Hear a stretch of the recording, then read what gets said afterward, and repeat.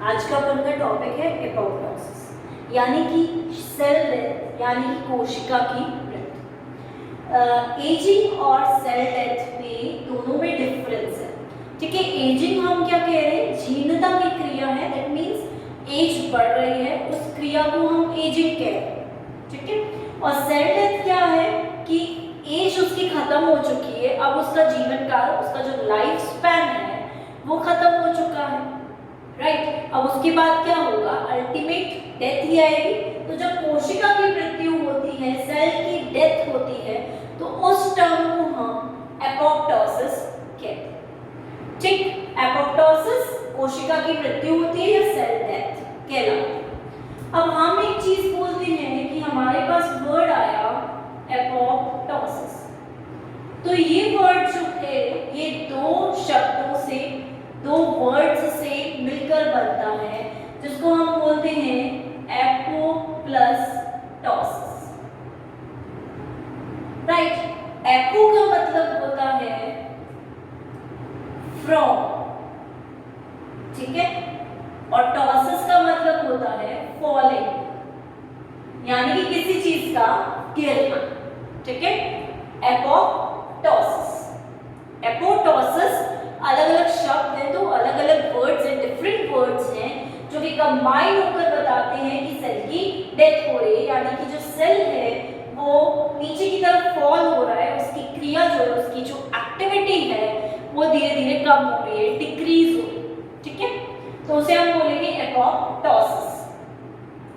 दूसरी हम बात करते हैं यहाँ पर कि जो एपोप्टोसिस क्रिया है ये एक प्रकार की हम बोल सकते हैं बायोकेमिकल इवेंट है, यानी कि बायोकेमिकल इवेंट है,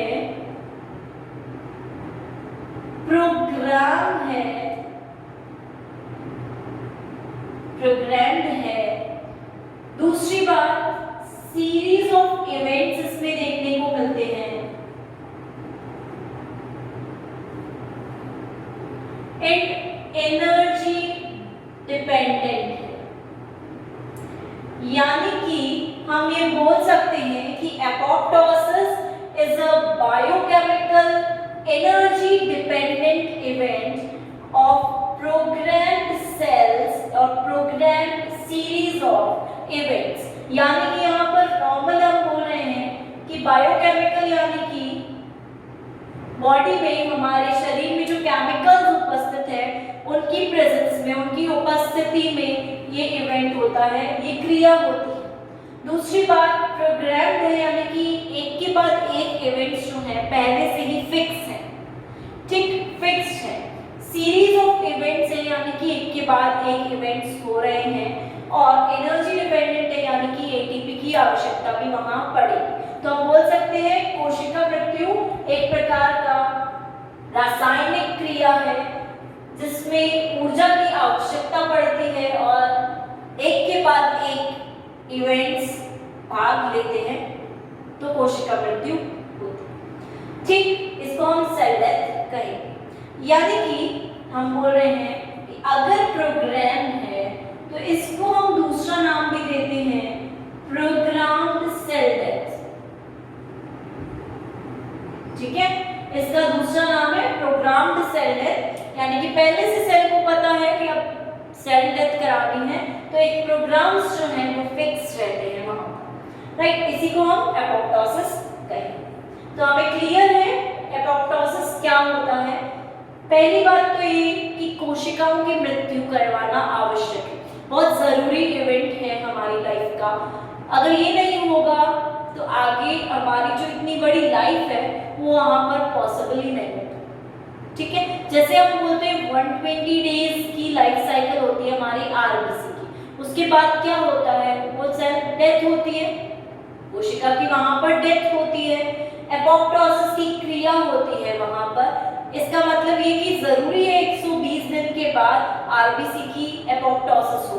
ठीक है, नहीं होगा तो क्या होगा, चीजें जैसी हमारी बॉडी में चल रही है, जैसी क्रियाएं हो रही है, जैसी फिजियोलॉजी कार्य की है हमारी, वैसी नहीं रह पाएगी। ठीक है, इसलिए ये क्रिया काफी ज्यादा आवश्यक है। हमारी बॉडी को निरंतर कार्य करता रहे इसलिए, ठीक है, रेगुलर जो है इवेंट्स चलते हैं, इसके लिए ये प्रोसेस काफी ज्यादा जरूरी है। दूसरी बात हम करते हैं, एपोप्टोसिस में नॉर्मली 3 प्रकार की चीजें होती है, 3 टाइप के इवेंट्स जो होंगे वो यहाँ पर भाग लेते हैं।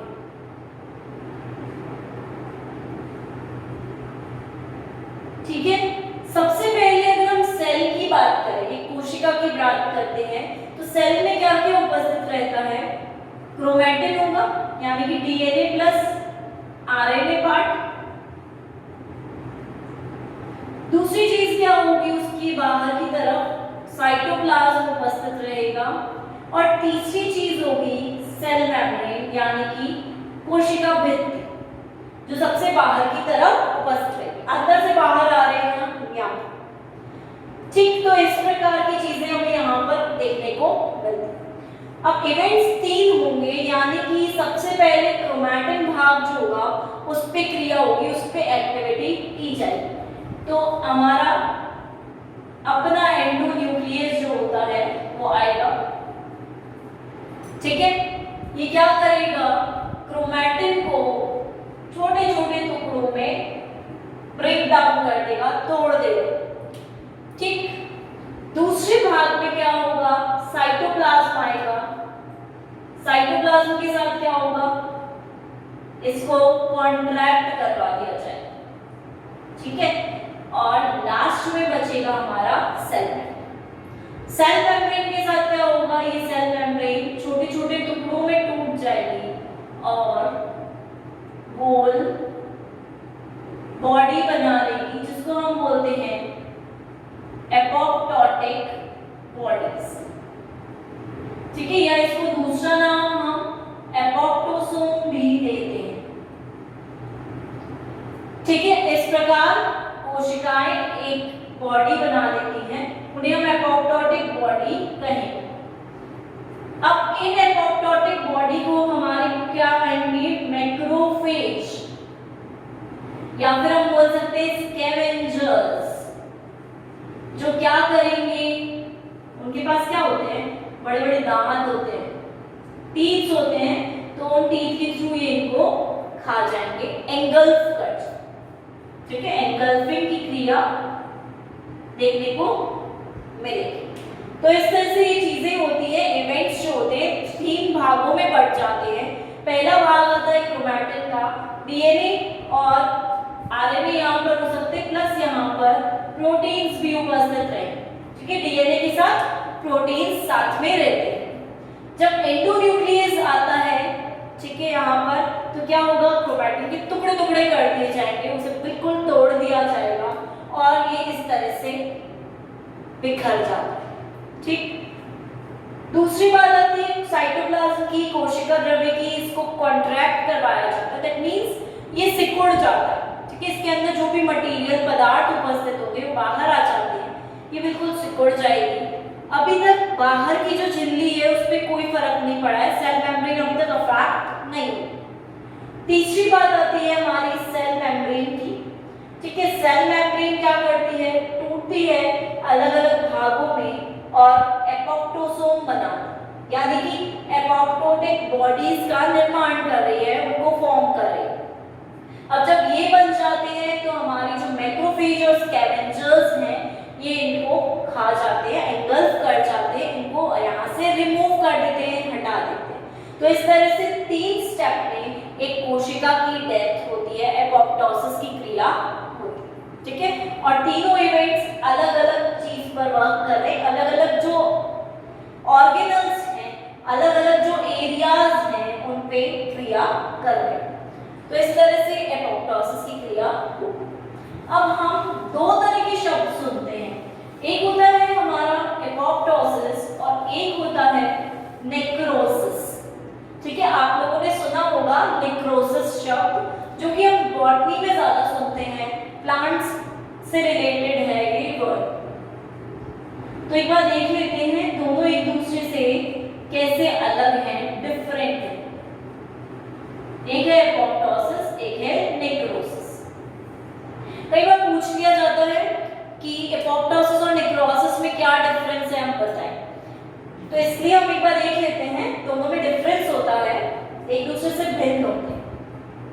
सबसे पहली बात तो ये क्रिया जो है एनर्जी डिपेंडेंट है, यानी कि ऊर्जा पर आश्रित है, उस पर निर्भर करती है। वहीं ये क्रिया जो है एनर्जी पर बिल्कुल भी डिपेंडेंट करती है, एनर्जी इंडिपेंडेंट क्रिया है। ठीक। दूसरी बात, एपोप्टोसिस क्या है? बॉडी का ही सिस्टम है, या हम बोल सकते हैं हमारा बायोकेमिकल इवेंट है। ठीक। लेकिन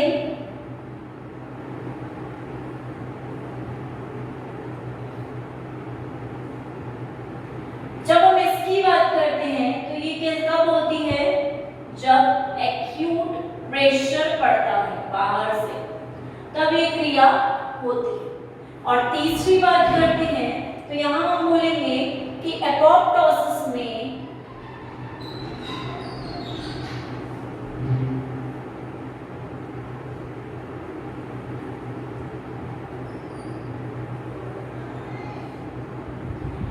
जो नेबरिंग सेल्स होते हैं, आसपास की कोशिकाएं होती हैं, उन पे कोई इफेक्ट नहीं पड़ता, पर यहां पर सिक्रीशंस होते हैं और वो अफेक्ट करते हैं एडजेसेंट या आसपास की कोशिकाओं। ठीक है, तो एक प्रकार से अगर हम नेक्रोसिस की बात करें तो ये हो क्यों रहा है कि बाहर से एक्सटर्नल प्रेशर पड़ रहा है, बाह्य दाब पड़ रहा है, उसके कारण क्या हो रहा है? टिश्यूज को चोट आ रही है, एक्यूट प्रकार का प्रेशर है, चोट आ रही है। चोट आने के कारण क्या हो रहा है? वहां से सेल से, कोशिका से सिक्रीशंस हो रहे हैं, कुछ स्राव निकल रहे हैं, स्रावित कर रहे हैं वो, जो कि आसपास के नेबर सेल्स में भी जा रहे हैं और उनको भी अफेक्ट कर रहे हैं। और यहाँ पे भी कोशिका की डेथ ही है, लेकिन ये प्रोसेस कैसे है? एक्सटर्नल प्रेशर के कारण। ठीक है, और इसमें एनर्जी की कहीं आवश्यकता नहीं है, एनर्जी ऑटोमेटिकली बाहर से मिल रही है प्रेशर के कारण। ठीक है, तो यहाँ पर एटीपी का कोई यूज नहीं है, ऊर्जा की कोई आवश्यकता। अगर हम इसकी बात करते हैं तो यहाँ पर एनर्जी पूरी चाहिए, क्योंकि सेल खुद प्रिपेयर कर रहा है अपने आप को, प्रोग्राम बोला ना हमने, तो सेल खुद अपने आप को उसके लिए प्रिपेयर कर रहा है कि इस तरह का प्रोसेस उसके अंदर हो, इसलिए एनर्जी पर डिपेंडेंट है, ऊर्जा पर पूरी तरह निर्भर करता है ये क्रिया। बायोकेमिकल इवेंट्स हैं, दैट मींस रेगुलर प्रोसेस है, बॉडी खुद अपने आप को इस तरह से प्रिपेयर कर रही है कि एपोप्टोसिस की क्रिया हो सके। ठीक है, तीसरी बात, सिक्रीशंस होते हैं, एंजाइम्स के कारण हो रही है, लेकिन आसपास के जो सेल्स हैं उनको कोई इफेक्ट नहीं होगा, आसपास के सेल्स में कोई चीज नहीं होगी। जिस सेल को एपोप्टोसिस करवाना है, जिस सेल का एपोप्टोसिस होना है, उसी सेल पर सारी एक्टिविटीज देखी जाएगी, कहीं और एक्टिविटी नहीं देखी जाएगी। ठीक है, ये डिफरेंस होता है दोनों के बीच।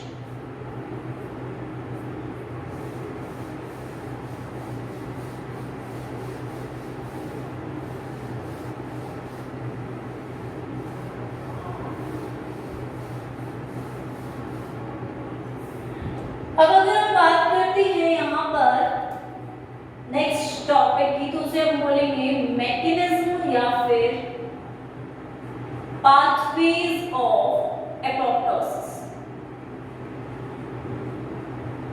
ठीक है, एपोप्टोसिस के डिफरेंट पाथवेज हमें देखने को यहाँ पर मिल सकते हैं। ठीक है, 3 पाथवेज हैं, 3 पथ हैं जिनके द्वारा ये क्रिया हो सकती है। देख लेते हैं, चलो कौन कौन से हैं।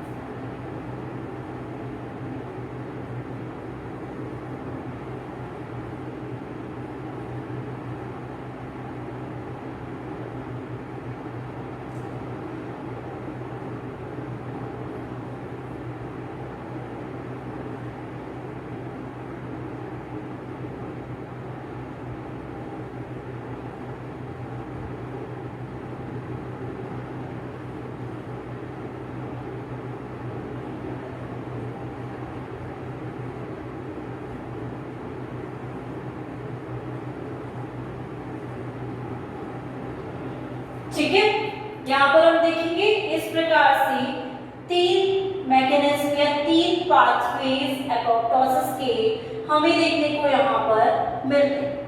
ठीक है, सबसे पहली बात करते हैं हम एक्सट्रिंसिक पाथवे,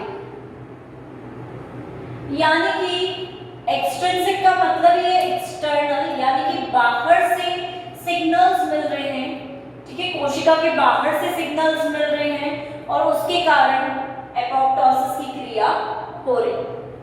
तो हम ये भी बोल सकते हैं कि जो सिग्नल्स हैं वो कहाँ से आ रहे हैं, फास एंड फास एल जो है एक दूसरे से बाइंड करते हैं, एक दूसरे से बंधते हैं, बंधने के बाद वो प्रोकेस्पेस एक जो असक्रिय अवस्था में रहता है, ये इनएक्टिव फॉर्म होता है प्रोटीन्स का। ठीक है, उसको क्या करते हैं, ये सक्रिय करते हैं, एक्टिव फॉर्म में बदलते हैं, यानी कि कैस्पेज 8 अवस्था में से बदल। और ये कैस्पेज 8 क्या करता है, टारगेट सेल डेथ करता है। तो एक बार देखते हैं कैसे क्या होता है यहाँ पर। जैसे ये बात करी हमने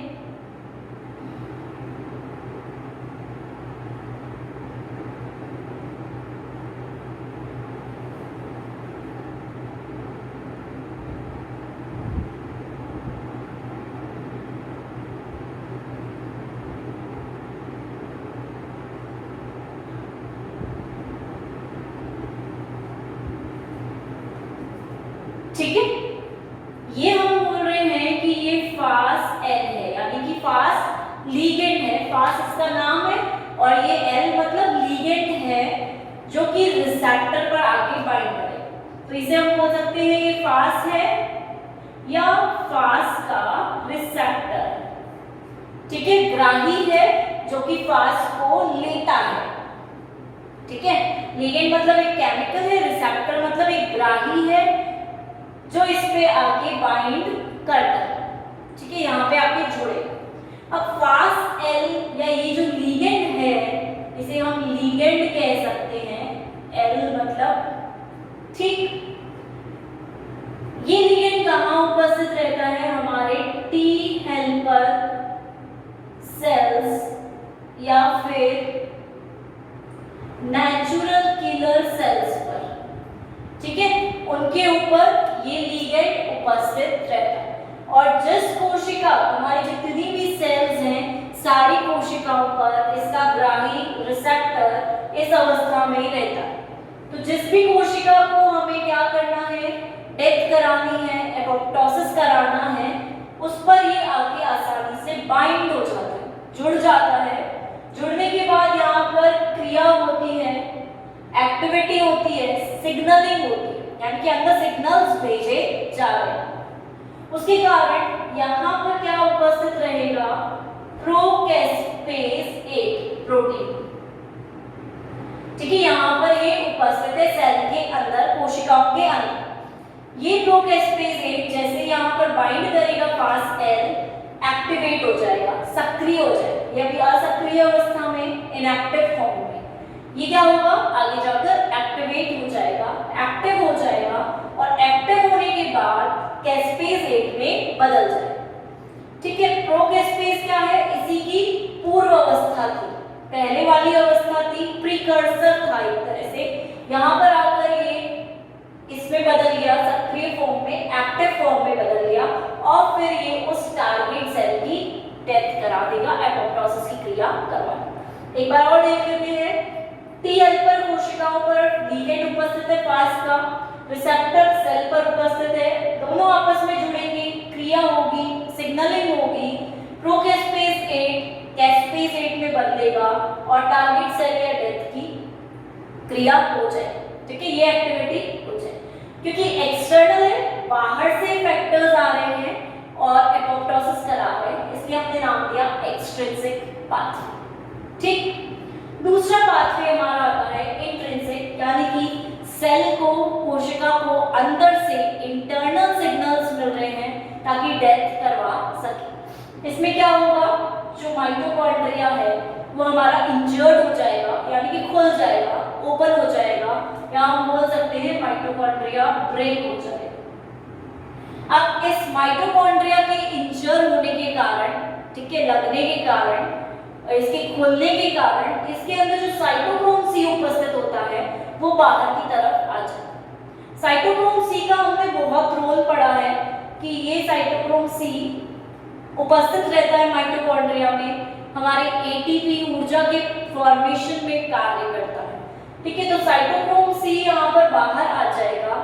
इसी के साथ एक हम बोल सकते हैं ये एक तरह का अडेप्टर है, ये इससे आकर जुड़ जाएगा साइटोक्रोम सी से, ठीक है। इसे हम एपोप्टोटिक एक्टिवेटिंग फैक्टर भी कहते हैं कि ये एक्टिवेट कर रहा है एपोप्टोसिस की क्रिया, ठीक। तो APF1 एक तरह का फैक्टर है, इसे हम अडेप्टर कहते हैं, जो कि साइटोक्रोम सी से आके जुड़ जाता है। जैसे ही साइटोक्रोम सी बाहर निकलेगा ये इससे आके जुड़ जाएगा, इसे ज्वाइन करके। देन उसके बाद क्या होगा, इसी के साथ कैस्पेज की जो पूर्व अवस्था होगी प्रोकैस्पेज 9, ठीक है, इसकी जो पूर्व अवस्था होगी प्रोकैस्पेज 9, ये भी इसके साथ आकर जुड़ जाएगा एडेप्टर के साथ। तो ये तीन बॉडीज हो गई यहाँ पर, ये तीनों बॉडीज मिलकर क्या बना लेंगे, एपोप्टोसोम। अभी हमने शुरू में बात की थी कि एपोप्टोटिक बॉडी या एपोप्टोसोम मिलकर ये बना लेते हैं, तो ये तीनों मिलकर यहाँ पर एपोप्टोसोम का निर्माण करते हैं। अब ये एपोप्टोसोम बनते क्या होगा, ये जो है ये सक्रिय हो जाएगा, एक्टिवेट हो जाएगा। इसके एक्टिवेट होते ही किसमें बदल जाएगा, कैस्पेज 9, और ये कैस्पेज 9 में बदलते ही, कन्वर्ट होते ही इस कैस्पेज 10 को एक्टिवेट करेगा, यानी कि ये प्रोटियोलिटिक एंजाइम है, तोड़ेगा और इसे एक्टिवेट करेगा। ये एक्टिवेट होते ही, ये सक्रिय होते ही क्या होगा, सेल डेथ होगी, एपोप्टोसिस की क्रिया वहां पर हो जाएगी। इसे हम इंट्रिंसिक क्यों कह रहे हैं, क्योंकि अंदर से माइटोकॉन्ड्रिया से ही सिग्नल मिल रहे हैं, इंटरनल है, अंदर से आंतरिक सिग्नलिंग हो रही है। एक बार फिर से देख लेते हैं, माइटोकॉन्ड्रिया इंजर होके साइटोक्रोम सी बाहर आएगा, इससे अडेप्टर जुड़ेगा और प्रोकैस्पेज 9 जुड़ेगा, एपोप्टोसोम बनाएंगे, कैस्पेज 9 में कन्वर्ट करेंगे, इसे बदलेंगे, सक्रिय करेंगे, फिर आएगा कैस्पेज 10, सक्रिय होगा और फिर सेल डेथ। यानी कि ये इंट्रिंसिक पाथवे हुआ, दूसरा पाथवे।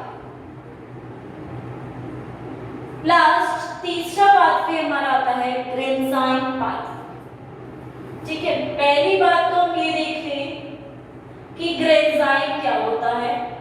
ग्रेन्जाइम क्या है, कुछ हम बोल सकते हैं एक प्रकार से क्या है, कुछ कणिकाएं हैं, ठीक है, जो कहां से सिक्रीट होती हैं, हमारे साइटोप्लाज्म से। साइटोप्लाज्म जो कोशिका द्रव्य उपस्थित रहता है वहां से इनका सिक्रीशन, ये दो प्रकार में उपस्थित रहते हैं, ए और बी। जो ए प्रकार है वो तो क्या करता है, डीएनए का फ्रेगमेंटेशन करता है, ग्रेन्जाइम में डीएनए को तोड़ता है, अलग अलग भागों में टुकड़े टुकड़े कर रहा है उसको। ग्रेन्जाइम बी का काम क्या होता है, कैस्पेज 3 को एक्टिवेट करना। ग्रेन्जाइम बी जैसे ही रिलीज होगा तो वो क्या करेगा, प्रोकैस्पेज 3 को कैस्पेज में बदल देगा, यानी कि सक्रिय अवस्था में उसे बदल रहा है, और कैस्पेज 3 पे कैस्पेज 10 को एक्टिवेट करेगा, सेल डेथ करेगा, ठीक है। तो हम इसमें क्या देख रहे हैं कि एक प्रकार का सीरीन प्रोटीएज है जो कि दो अवस्थाओं में है, साइटोप्लाज्म में उपस्थित रहता है, सिक्रीट किया जाता है बाहर, ए और बी भाग। ए डीएनए को तोड़ता है, बी कैस्पेज की क्रिया को करवाता है, कैस्पेज 3 और फिर बाद में 10, ठीक है। तो हम ये भी देख रहे हैं कि अलग अलग पाथवेज में अलग अलग प्रकार के यहाँ पर कैस्पेज सामने आ रहे हैं। एक्सट्रिंसिक में 8 ही है, इंट्रिंसिक में 9 और 10 है, और ग्रेन्जाइम में 3 और 10 है। यानी कि इस तरह से यहाँ पर क्रियाएं हो रही हैं। ये सारी जो एक्टिविटीज हैं अलग अलग जगह पे होगी, अलग अलग टाइम पे भी हो सकती हैं या एक साथ भी हो सकती हैं, जिसके कारण से अल्टीमेटली रीजन क्या है, सेल डेथ, या फिर हम बोल सकते हैं एपोप्टोसिस। करवाना इसे यही है, और बहुत सारे कैस्पेज प्रोटीन्स यहाँ पर इन्वॉल्व है, ठीक है। ये कैस्पेज प्रोटीन्स यहाँ पर क्रिया को उत्तेजित करते हैं, एक्टिवेट करते हैं।